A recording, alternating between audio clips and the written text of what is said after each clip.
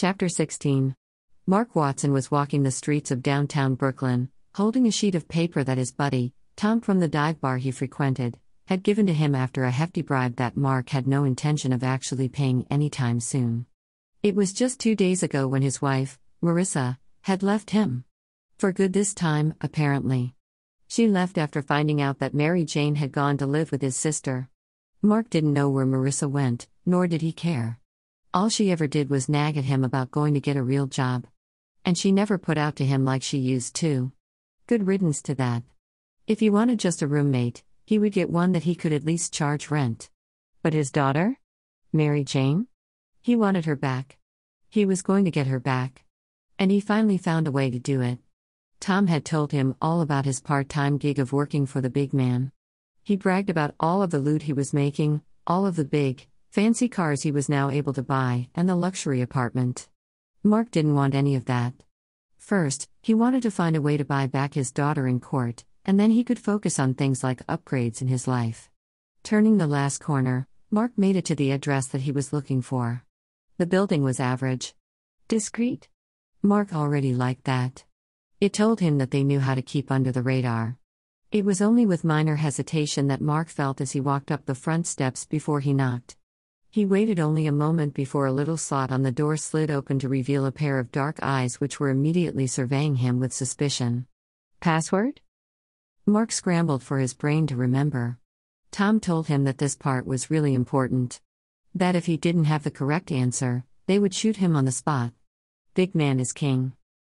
The eyes narrowed before they disappeared as the slot slammed shut, and next the sound of deadbolts unlocking was heard. Then the door opened wide, revealing a man who looked like he had a hammer for a head. Seriously, his forehead was protruding so much that it looked like the man was something out of a horror film. Mark gaped at him, not even trying to hide his obvious staring. The man sneered at his blatant gaping and gestured down the dimly lit hall. This way. It took a moment, but Mark followed him, hesitantly at first. For a split second, he was unsure of what exactly he had gotten himself into this time. But then he thought of his daughter, sweet Mary Jane, and it gave him the strength to continue. Like a mantra, he recited his goals in his head. He would get his daughter back and then they could start over. He would apologize to her. Hell, he'd even let that punk she had in her bedroom step foot in his house again as a means of compromise, but only under his ever-watchful eye. Reality suddenly came crashing back down as Mark was brought to a room at the back of the building. The room was dark. Also a bit cold. Sir? The hammer-headed guy spoke up next to him. What is it? A menacing voice came from the shadows and Mark actively took a step back before the hammer-headed guy literally shoved him bodily into the room. Mark had to scramble to keep upright. Take a seat, the voice said, and Mark scrambled to obey. Who are you? What do you want? He asked this before Mark even took the chance to get situated in the chair. Money, sir. No, wait. A gig. I want a gig. And my name is Mark. Mark Watson. The shadow let out a noise of disgust. We don't have anything available at this time. And now you've seen too much. He heard the safety of a gun unlock from behind him. He panicked. No, wait. Please. I have a daughter. I'm trying to get her back. There must be something I can do. Or put me on standby? He could feel his heart thudding in his ears. Sweat broke out all over his body. This wasn't how this was supposed to end. This was supposed to be his big break. Now he was going to lose his life? What about Mary Jane? Would he die with her still hating him? Sir? A new voice broke out from behind him and Mark dared to turn his head to see the newcomer. It was a man with glasses and a lab coat, looked to be a doctor or a scientist. The first of human trials for experiment 817 are ready to begin. We just need to find a volunteer. It was quiet for a moment. The menacing voice from the shadows pondered, You're in luck, Watson. Looks like a position just opened up for you. Mary Jane was channeling her inner confidence up to maximum capacity right now. She told herself that it was just like playing a part. She was an actress, after all. How difficult was it to act like one of New York's most prestigious elite? She sure dressed the part to the best of her capabilities and her budget. She found a long, forest green dress at that thrift store. It was strapless that had spaghetti strings interlaced across the back, exposing some skin in the process. Her hair was down, in smooth curls, and her makeup was done more dramatically than how she normally wears it. She was confident. She was ready. She could do this. Strutting up the red carpet, the paparazzi didn't pay her any attention as they waited for someone of real social standing and wealth to arrive. She walked right up to the front door of the hotel, which was open to the public. "Invitation, please," the man in uniform asked her. She flashed him her most stunning grin, of course. Reaching into her small purse, she fished out the thick piece of cream paper that Spider-Man had dropped on her rooftop 2 nights before and gave it to the man. The man took it from her and eyed it before putting it in a bowl of other invitations. "Welcome to the Lincoln Charity Ball. We will be starting the auctions at 9 o'clock. Until then, please enjoy yourself to the many hors d'oeuvres we have available." Mary Jane flashed him a winning grin. "Thank you." As she walked forward, she started to hear the paparazzi go crazy behind her. "Osborn. Norman. Over here." Walking forward, she was directed to an elevator that would lead to the top floor ballroom. When she entered the lift, she was surprised to see an elevator serviceman in there with her. She thought that they got rid of those in the 1940s. But the man wasn't closing the door. Instead, he gave her a sheepish smile and indicated to the oncoming guests that were bypassing the paparazzi completely. Mary Jane nodded her understanding and waited patiently. The older man entered the elevator first. He was jabbering away on his cell phone in a harsh, jackhammer way of speaking. And trailing behind him was a younger guy, someone who looked to be around her age. She assumed that he was the man's son as they looked remarkably similar with their brown hair and defined sharp features. He entered the elevator, and the serviceman finally pressed the button for it to close the door. The elevator started moving. The man continued talking, or rather, arguing about stats and numbers. And the boy. He was giving her a sidelong glance. She pressed her lips together for a moment to withhold her amusement before she flashed him a knowing smirk. His cheeks turned slightly pink and his gaze averted away from her. Her whole tactic worked for her once again. If they were too intimidated to look her in the eye, let alone try and strike up a conversation with her, then they weren't worth her time. Her own cheeks flushed with pleasure as she remembered Spider-Man outright blurting aloud that he thought that she was hot and then going on to praise her character, something she never knew anyone else to do besides her Aunt Anna. That was why she liked him so much. He outright said whatever was on his mind. There were no mind games with him. Spider-Man was genuine. Suddenly a flash of Peter Parker came to mind and she had to admit. He was the genuine sort, too, in that quirky sort of way. A dinging sound resounded and she was brought out of her thoughts as the elevator doors opened to reveal a grand ballroom. It was stunning. With tall floor-to-ceiling windows surrounding the room with a fantastic view of the city skyline. Ornate, white orchid flower centerpieces in the middle of round tables. And 3 crystal chandeliers, outlined in gold lighting. The man on the phone left the elevator first, not even looking back to see if his son was following him. Mary Jane glanced over at the boy and was surprised to see him now looking back at her. He had a sheepish smile on his face as he gestured for her to go ahead of him. Huh? Maybe there was more to her initial judgment than she thought. She gave him a smile of thanks before departing the elevator. She went straight for the bar and was immediately attended to, where she ordered a non-alcoholic mojito. Then she turned to survey the room. She wasn't sure exactly what it was that she was looking for. Would Spider-Man swoop in through the window? Would he just stroll in through the elevator in his red and blue suit? The more that she thought on it, the more silly that sounded. Then, a thought suddenly struck her. What if he was attending the ball without his suit? What if he was coming as a guest in his real identity? The thought caused her to stagger for a moment, suddenly feeling weak. Would she finally get to see his face for the first time? "You okay?" a male voice said from behind her. She whirled around to see that it was the boy from the elevator. Another thought suddenly struck her. He was around her age. Around the same height as Spider-Man. Could this be him? "Why, yeah. I'm fine." The boy grinned crookedly at her and held out his hand. "The name is Harry Osborn. Call me Man." "Spider-Man," he said in her memory of the night she saved him. She took his hand in hers, her heart pounding in her ears all the while. Mary Jane Watson. As they shook hands, she couldn't help but notice how stiff his hand was. Hell, how stiff his entire demeanor was. His posture was too straight. His voice too deep. And as she eyed his body discreetly, she could tell by his lack of defined muscles and his suit jacket weren't the same one she felt holding her tightly in the alleyway. This wasn't Spider-Man. So, tell me. The boy turned and leaned his elbows on the bar as he gave her another one of those side glances. How did you manage to get into a party like this? Eyes widening, she sputtered, immediately offended but mostly panicked. What do you mean? I was invited. Just as you were. Harry let out an amused chuckle as the bartender approached to drop off her drink. Flagging him down himself, Harry ordered a lime and soda. When the bartender left, Harry turned to look at her. There was a specific gleam in his eyes. No, you weren't. You are totally crashing this party. Face flaming, indignation couldn't help but swell in her chest. To think that she assumed for a second that this pompous, arrogant ass was her sweet and lovable Spider-Man. Harry Osborn was practically looking down his upturned nose at her. Crossing her arms protectively over her chest, she made sure to give him her best glare. What makes you think that? The lime and soda drink that Harry ordered was set down in front of him and he grabbed the glass to take a drink.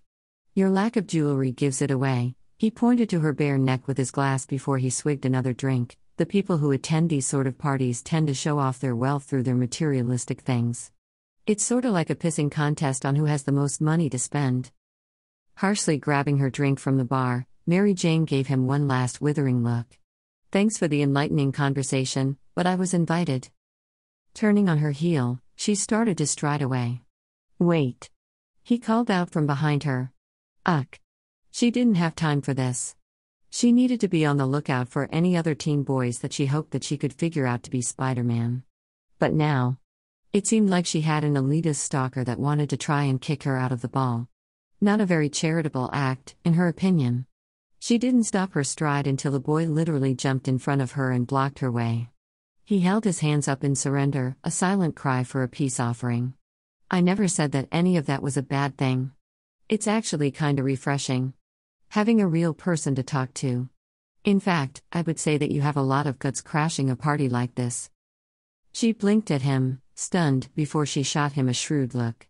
You need to work on your tact a bit. Thick brows furrowed. How so? Rolling her eyes, she couldn't help but think how oblivious some boys were when it came to girls. Here I thought that you were trying to accuse me as a party crasher in order to get me kicked out. Eyes widening, he scrambled to reply. What? No. I'm sorry that it came across that way. I'm not very good around people. In fact, the many headmasters at the private schools I got kicked out of would probably agree. She fixed him with a level stare. You got kicked out of multiple private schools? Harry nodded, the prideful gleam in his eye that matched perfectly with the broad grin that he had. Deliberately, too. And it's made my dad so fed up with me that he is finally sending me to public school. Something that I've been asking for since I was 10. Huh? Harry was shaping up to be more interesting than she initially thought. He had officially managed to pique her curiosity. What school are you going to attend now, then? It was Harry's turn to roll his eyes. Some dumb science and engineering school called MSST. It was the only way that I was able to get my dad to compromise with me being free of private boarding schools. Now, maybe I can get to know some normal people for once. My family is considered new money to those who have had their wealth passed down through their families throughout the generations. And those who are considered new money are looked down on. It couldn't be helped. She felt the level of pity for him. Yes, he was a rich kid, but imagine being shipped off against your will to a place you didn't want to go? A place where he obviously had a difficult time making friends. I have a friend that goes to MSST. His name is Peter Parker. You should look him up once the school year starts. Harry took a moment to look thoughtful. Peter Parker, huh? I'll be sure to keep that in mind. If he's a friend of yours, I'm sure he's all right. She opened her mouth to respond but had to actively stop herself from saying aloud that Peter Parker was more than just all right. Back in the very recesses of her mind, where she refused to acknowledge as much, the words cute and Peter Parker wove together into a complicated knot. She stamped it down and refused to think further on that subject matter. She switched the gears in her mind and was about to say something else when they were interrupted. Harry, my man. How's it going? Another teenage boy approached them, and by the look on Harry's face, He wasn't pleased by this new addition. The new boy was Indian with dark, wavy hair. And he had his phone out and was currently live streaming. He turned to look back at the camera as he faced it toward both him and Harry, wrapping his arm around Mary Jane's new acquaintance. "What's up, my people? Flash Thompson here at the Lincoln Charity Ball with my boy, Harry Osborn." It was in the next second, where Flash's eyes shifted and he finally seemed to notice Mary Jane for the first time. His eyes appraised her from head to toes, blatantly checking her out. "Whoa," Flash said in an exaggerated tone before he turned the camera on her. "Who is this honey?" Mary Jane crossed her arms and glared at him over the camera. It was safe to assume that this boy wasn't her Spider-Man either. "Wow, feisty. I like it," Flash exclaimed as she pushed the camera closer. "The comment section wants to know your name." That was when Harry interjected and grabbed at Flash's forearm. "Come on, Flash. Leave her alone. She's not into it." Since meeting him, she never thought that she would prefer Harry's company than that to another, but she was proven wrong, nor that she would actually be grateful to him for his intervention. "What do you mean?" Flash turned his phone back onto Harry's glowering face. "The camera loves her. They are already starting the hashtag #FeistyRed, see? Let's see if we can get it trending, guys." Seizing the distraction that Harry created as a moment where she could escape, she turned and started to walk away, deliberately disappearing behind a large crowd so that she could remain unseen. But still, her eyes were ever searching for the boy that could possibly be the one that she dressed up and came here for tonight. As she searched, the elevator doors opened beside her, and in walked the largest man that she had ever seen. He was bald and wore a crisp, white suit, surrounded by 4 men in black suits. She swore that with each step that he took, the glasses at the surrounding tables shook slightly. She averted her gaze, trying not to gape at the man. "Welcome, Mr. Fisk," a waiter said distantly from behind her as she walked away to continue her search. "Would you like a glass of our finest champagne?"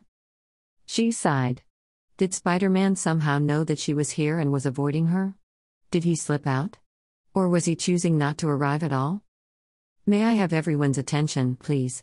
A voice from the podium stage broke out on a microphone and conversations dulled to a hum. "As dinner is being served, we will now commence with the dinner portion of the evening.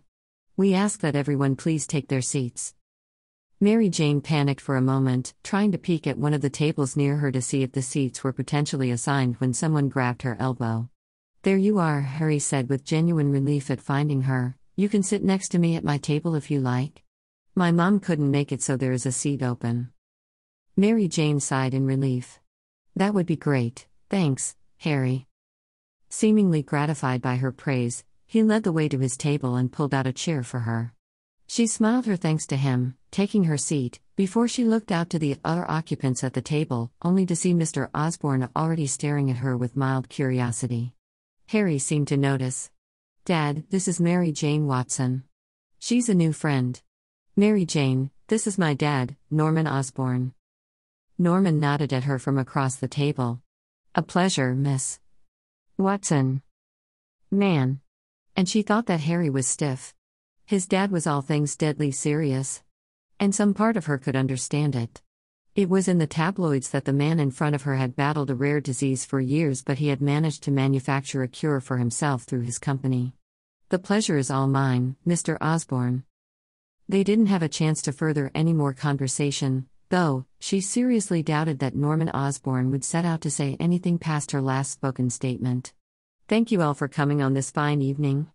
On behalf of our host, Mr. L. Thompson Lincoln, we would like to say, will Spider-Man come out to play?" A menacing voice broke out over the speakers wired into the ceiling, hijacking the speech. Mary Jane jumped in her chair at both the voice and at the mention of him. "Come out, little spider. I know you're here somewhere." The atmosphere in the room was tense as everyone waited on bated breath. Her eyes were wildly searching the room for either a sign of him or indication of whoever it was that was behind the voice. Harry leaned in close to her side and whispered in her ear, "What's going on?" She shook her head at him. "I'm not sure. I know that you have revisited what was supposed to be the crime scene of your murder," the voice continued. Everyone gasped at this, looking about wildly at each other for answers. Stunned, Mary Jane's mind flashed back to that night of the explosion, where she had first met Spider-Man. "You see, I have eyes and ears everywhere in this city. Allow me to formally introduce myself. I'm the big man of crime and I own this city. So, I know that everything went according to plan when you went into that abandoned building and found the clue that was left for you, which leads us to here and now." Mary Jane gasped as her face drained of color. The invitation. He was talking about the invitation. Spider-Man wasn't carrying that because he was taking a night off to join a fancy ball.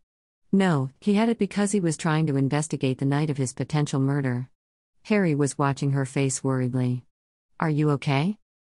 She didn't have it in her to answer him. Partly because she didn't know the answer. "There is a bomb in this very room right now," screams immediately broke the tense silence, "that will go off in 2 minutes. All exits have been blocked. All of these innocent people are now trapped. So, what will it be, Spider-Man? Will you swing off to save yourself?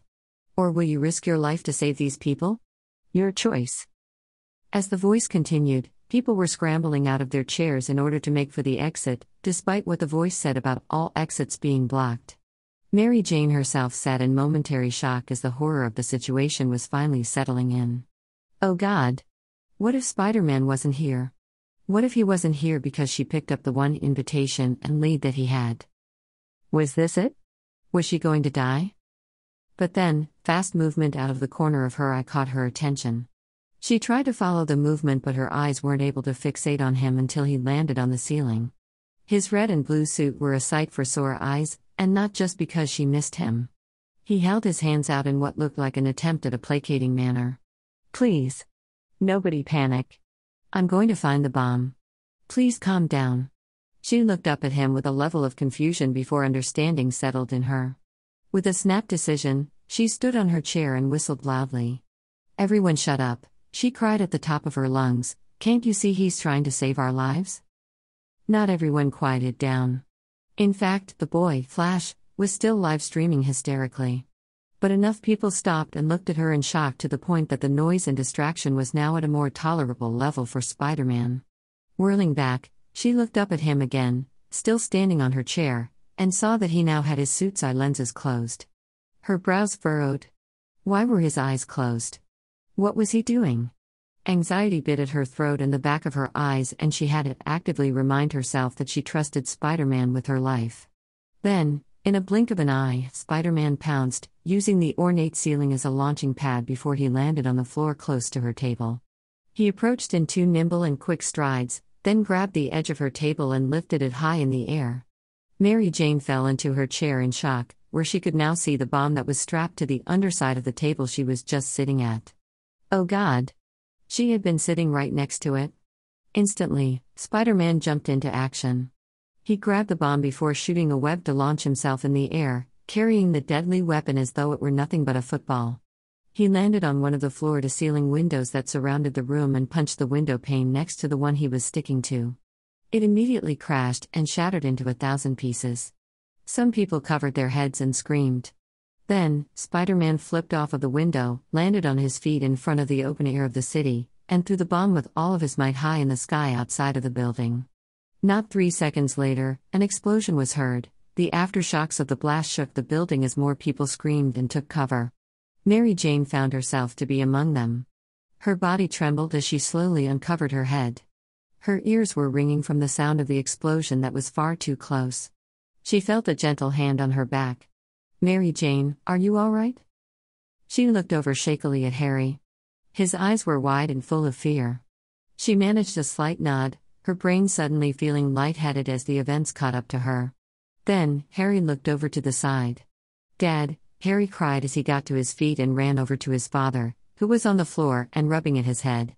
There was a shallow gash on his forehead. "I'm fine," Norman said as Harry helped him to his feet. "Was just hit by the edge of the table when Spider-Man lifted it, is all." Measurably, her shock was slowly starting to wear off as she turned in her chair at once to look at the boy in question.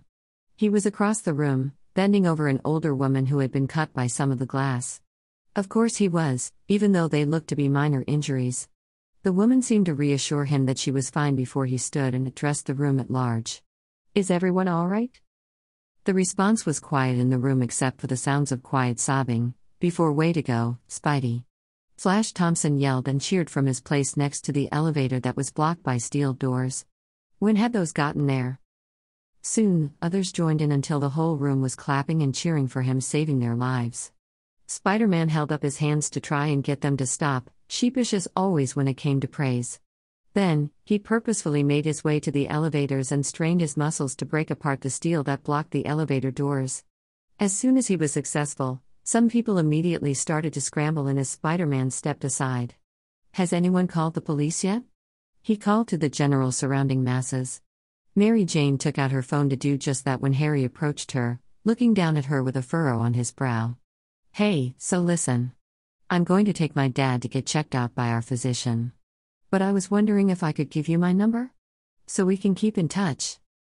Concern touched her as she looked past Harry to his father, where he was rubbing slightly at his head. "Of course.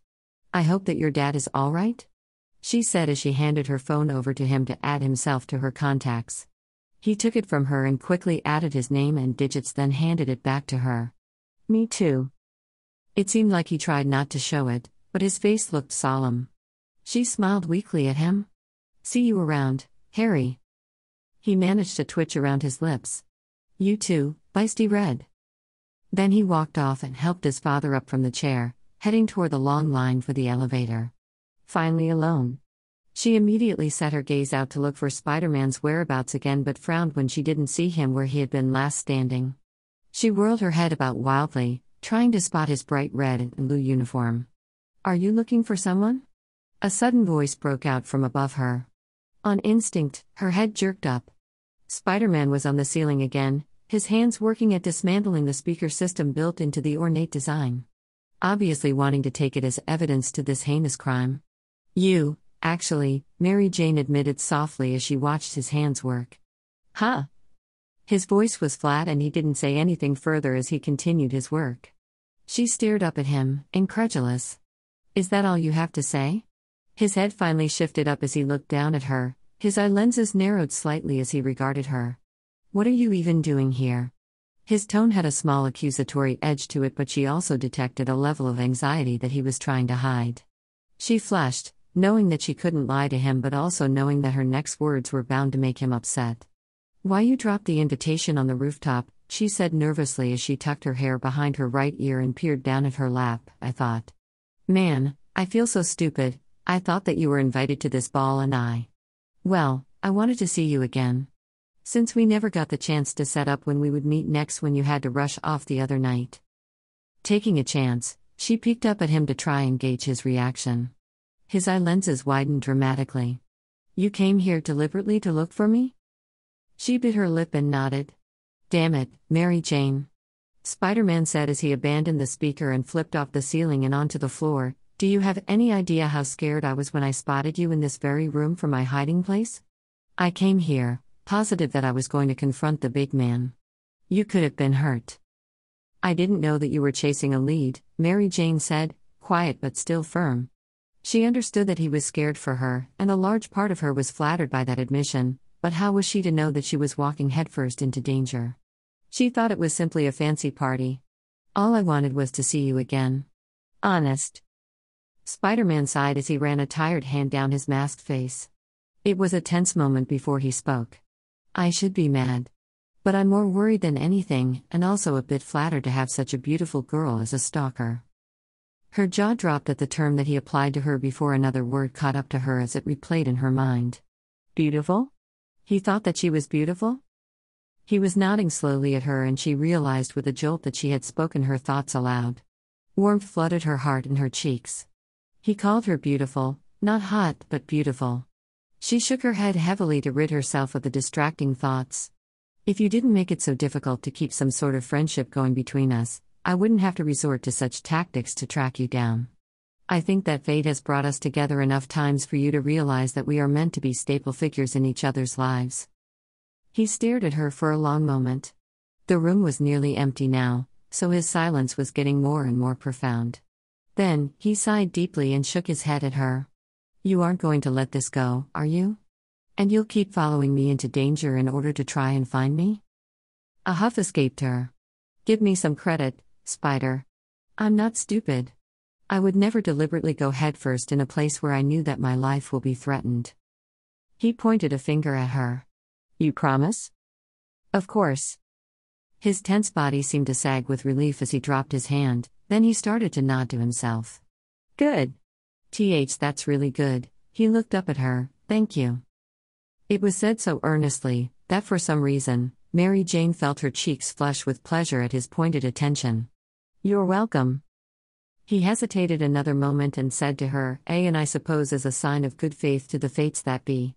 He swallowed thickly as Mary Jane watched him with rapt attention. Maybe we could sort of meet up?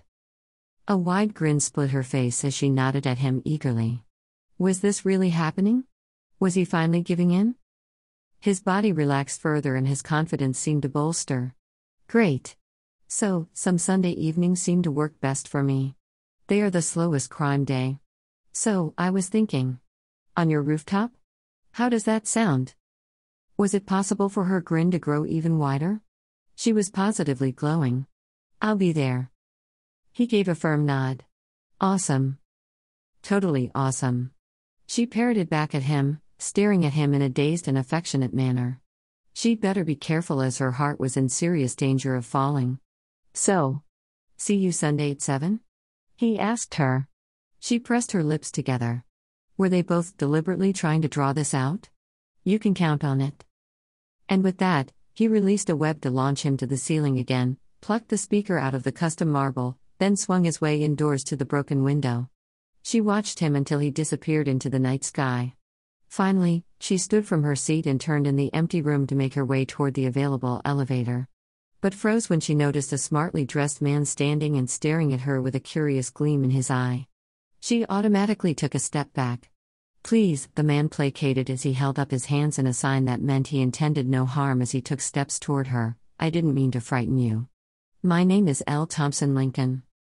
He stopped when he was right in front of her and held out his hand. And you are? She studied the man as she took his hand in a handshake. He had short, silvery hair and a grayish pallor to his skin, and yet, he didn't look old. In fact, he looked to be only in his 40s. Then, the spark of recognition in her memory at his name came to her. I've heard about you. You are that billionaire humanitarian and environmentalist. My name is Mary Jane. Mary Jane, Mr. Lincoln repeated, as though he were trying to plaster it to his memory. It's a pleasure. They released their hands. You've done a lot of good work for the city, sir.